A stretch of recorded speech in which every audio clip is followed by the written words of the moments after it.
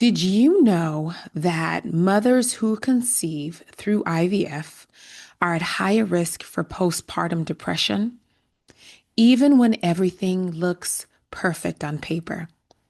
You see, after the miracle, no one talks about the crash that can follow, the quiet sadness, the guilt, the sleepless nights that feel heavier than they should. Because when you have fought so hard and so long to become a mom, it can feel impossible to admit, I am not okay.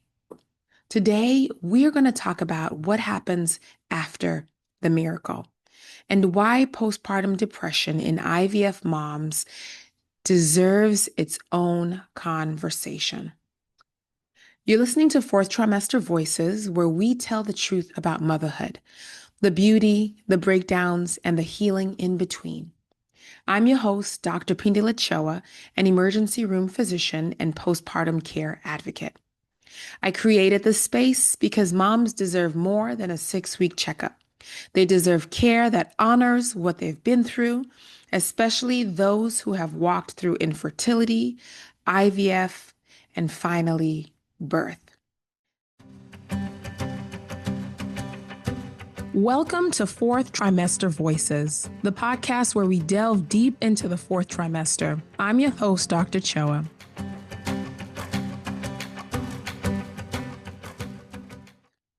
This episode is called Postpartum After the Miracle. We're going to talk about the parts that no one wants to talk about when joy meets exhaustion and gratitude collides with depression. IVF is not for the faint of heart. It's a journey of needles, blood draws, hormones, disappointment, and relentless hope. It's late night prayers and early morning appointments. It's thousands upon thousands of dollars and emotional debt that can't be measured. So when that pregnancy test finally turns positive, it feels like a victory. Finally, you have made it. Finally, you are getting everything that you have hoped for. When baby arrives, everyone is celebrating, yes. But somewhere between the hospital discharge and the sleepless nights, the spotlight fades. And suddenly it's quiet. And you're alone with the weight of everything your body and mind have carried. That's where depression can creep in. Not because you're ungrateful, but because you're human. Let's just first break down the science because it's not just emotional, it's physiological, it's psychological. Studies have shown that mothers who conceive through IVF are more likely to experience postpartum depression. Not always by a huge margin, but enough that we have to pay attention to this. This is what the data shows us. There's a study that found that IVF moms report higher levels of anxiety, perfectionism, and guilt in the postpartum period. Another study found that the more IVF cycles a woman undergoes, the higher her risk of depression postpartum. Cesarean birth is more common in IV pregnancies, and so cesarean birth naturally is associated with higher or increased risk of depressive symptoms. And then moms who have multiples, which is very common in IVF moms, have an added layer. They have higher stress levels, less sleeps, and it takes a longer time to physically recover in the postpartum period. Here's what research also shows us: social support. Having someone to check in, listen, or step in is the strongest protective factor amongst IVF moms. So, community. Moms who have consistent follow up in the postpartum period, who have emotional support, who rest, recover faster, and were less likely to experience depressive symptoms. So while the biology is going to play a huge role, isolation is what deepens the wound and makes depressive symptoms more likely. Let's be honest. Postpartum depression for IVF moms, it just hits differently. Moms have carried years of emotional exhaustion before pregnancy. Their nervous system has constantly been in survival. They're getting the IVF treatments, and now they're worried if they're going to lose that baby. And they go through 9 months of pure anxiety, emotions, not knowing if they're going to make it to the finish line. They're constantly praying, waiting, planning, controlling. And then you have a baby, and everything seems out of control. Chaos ensues. Your body doesn't suddenly switch to calm. You've been in survival mode, and now comes postpartum. And for most women, this is not a controlled environment. And so their body stays in constant fight or flight. And anybody who's going to be going at this rate of heightened anxiety and survival mode, there is going to come a time where you will crash because nobody can survive in this mode for months and months on hand. And then you add in the hormonal crashes. So you deliver a baby and poosh, those hormonal levels sink so low.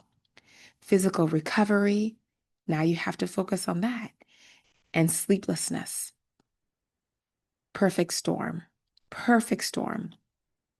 No wonder why a lot of moms find it difficult.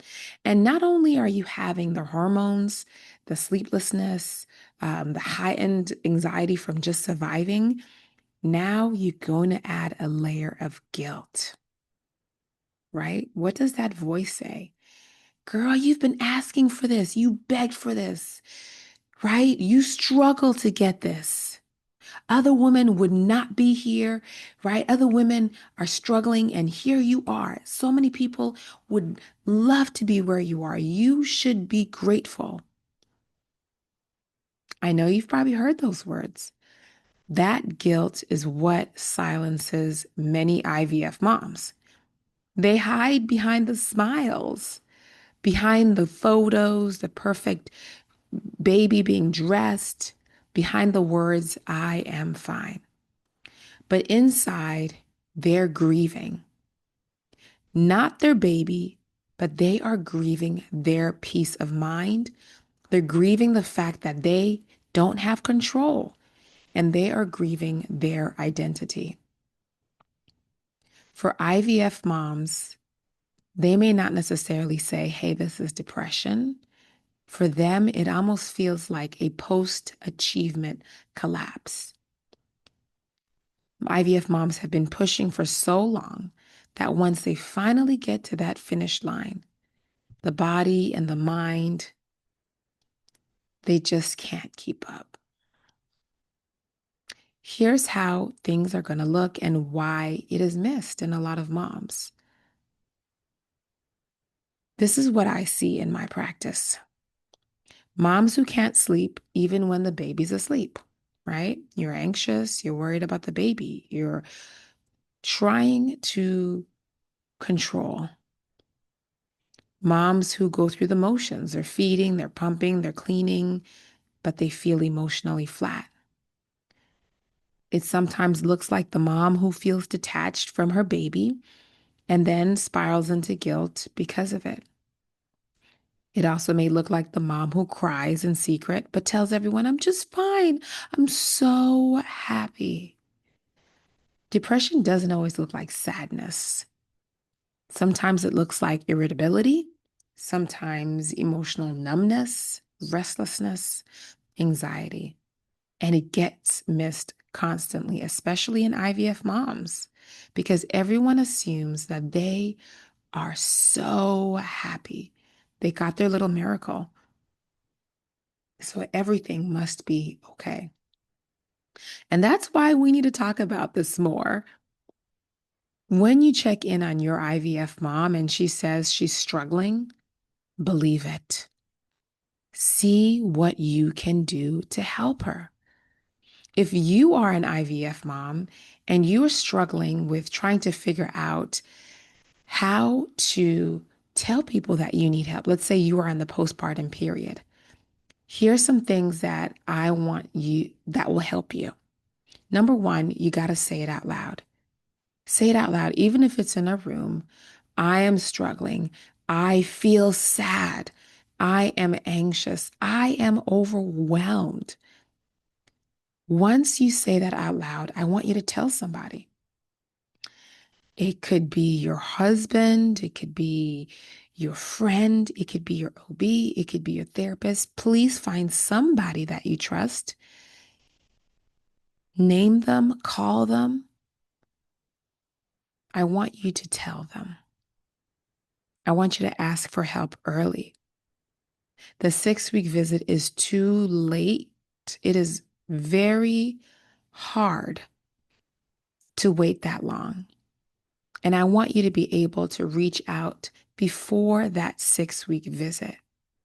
If you're struggling week 1, say something. If you're struggling week 2, say something. I want you to know the signs. If you are persistently sad or feeling guilty, feeling disconnected from your baby, you're anxious, racing thoughts, dread, trouble sleeping, even when you're tired, thoughts of hurting yourself or your baby, I want you to seek help. If you're thinking about harming yourself or your baby, I want you to call 988 immediately or go to your nearest ER, call 911. Tell somebody. Lean in on your village. I know that when you were doing IVF, you had a circle of support. These people need to also be in your circle in the postpartum period. I want you to allow them to help you. Allow them to come over and help you cook, help you clean. Social support is not a luxury. It's a necessity. And then I want you to reframe your story. Just because you're struggling with depressive symptoms, it does not mean you are ungrateful. You just had a massive life transition. And that is okay. It is okay to feel what you are feeling. Gratitude and depression can coexist. You can love your baby and still not feel okay. Now, this is for the IVF mom who has not yet had their baby, but they're listening to this episode, or maybe you know an IVF mom and you should send her this episode because part of getting through postpartum is planning and understanding that, yes, I've had a lot of control over my pregnancy journey, but when I get to the postpartum period, things may not go as planned, but I can put things in place to be able to help me get through. Number one, IVF is a very grueling process. If you do not have a therapist, I ask you to please find one. You may not think that you need it, but when those hormones come crashing in the postpartum period, all the weight of the survival that you have had over those 9 months, it is going to feel heavy. You are carrying so much. And so I recommend that every IVF mom is in the hands of a therapist. And you may not need them during pregnancy, but come the postpartum period, you at least have an established relationship with somebody that you trust, that you can go to and say, hey, listen, I am struggling. So, number one, I want you to get a therapist. Number two, I want you to be able to link up with a lactation consultant, and I want you to meet with them beforehand. If you're an IVF mom with multiples, let's talk about your breastfeeding plan. How are you going to do this? How to troubleshoot? Really just go over a thorough history. And also, if you're an IVF mom who's maybe experienced several losses, or you've had other pregnancies before, or honestly, or just any, maybe you haven't had any of these things happen, I want you to also make sure that you are prioritizing your recovery. Because when you're hurting, It's also hard to move around, and that affects your mental health as well. So prioritize your recovery, get a pelvic floor physical therapist, see that chiropractor, get the acupuncturist. And lastly, I want you to work on building your village. Work on building your village. Pick up the book, What to Expect Next. It's on Amazon. And in this book, it will help you build out your village so that you can be able to get through the postpartum period and that there are no surprises. Things still will go wrong because that's life. We can't plan for everything, but you will have systems in place in case things go wrong. If you've listened to this podcast episode and you've been through IVF, I want us to take a pause and we're just going to breathe. You are going to get through this. You are. You are. You have proven that you are strong and you are resilient. You made it this far. You will get through postpartum. But I want you to give yourself the permission to heal physically and to also heal mentally. It continues in your healing, your honesty, and your willingness to ask for help. That miracle didn't end when the baby arrived. It continued in your healing, your honesty, and your willingness to ask for help. You are not broken. You are not ungrateful. You are a mom navigating the aftermath, of a miracle. My name is Dr. Phindile Chowa, and thank you for listening to this episode. If it resonated with you, share it with another mom who might be silently struggling. And if you are ready for care that meets you where you are, physically, emotionally, mentally, I want you to contact me at Dr. Chowa on Instagram or visit my website, emcaretouYou.com. Until next time, take care, mama. Are you navigating pregnancy and postpartum alone? Are you feeling overwhelmed by the lack of support? You're not alone, and you don't have to do this alone. With EM Care, I offer personalized in-home and telemedicine support designed to guide moms through the challenges of the postpartum period. Whether you need total on-call services or periodic check-ins in the home, I help women recognize warning signs, and I support you as your advocate, and I am here for you the entire step of the way. I want to create a postpartum plan that's all about you, your health, and your recovery. Follow me on Instagram at Dr. Chowa for tips, resources, and to book me. DM me or email me if you have any other questions. I'm on all social media platforms under Dr. Chowa, DrChowa. Let's build a village of support. Let's give you the hope you need to get through this period of time. Take care. My name is Dr. Chowa, and it's been lovely talking with you all today. Take care.